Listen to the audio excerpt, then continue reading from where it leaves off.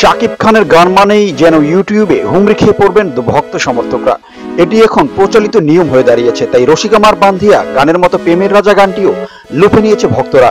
প্রকাশের পর এখনো 24 ঘন্টা অতিক্রম করার আগেই প্রায় 1 মিলিয়নের ঘরে পৌঁছে যাচ্ছে গানটি। প্রেমের রাজা গানটিতে শাকিব খানকে শাহেনশাহ স্টাইলে দেখা গেছে। এটি ছবির টাইটেল গান। তার ছবির দুই নায়িকা নুসরাত ফারিয়া ও রোদেলা জান্নাতের সঙ্গে রোমান্স করতে দেখা গেছে তাকে।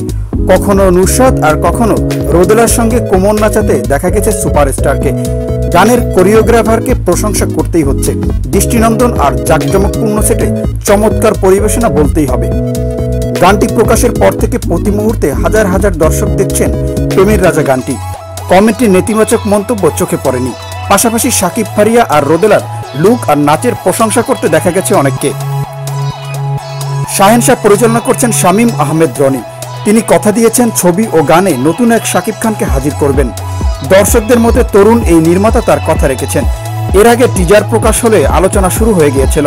নতুন করে সোমবার প্রথম গান প্রকাশ পাওয়ার পর ওই আলোচনায় ভিন্নমাত্রা যোগ হয়। তো বন্ধুরা, ইউটিউবে আপনি কতবার দেখেছেন শাহেনশাহ মুভির এই গানটি? জানিয়ে ফেলুন আপনার মতামত নিচে কমেন্টে। আজ বিদায় নিচ্ছি, তবে দেখা হচ্ছে নতুন কোনো ভিডিও। সে পর্যন্ত ভালো থাকুন, সুস্থ থাকুন, থাকুন নিরাপদে।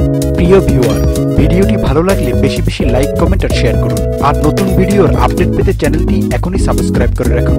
সেই সঙ্গে পাশে থাকা বেল আইকনটিও প্রেস করতে ভুলবেন না।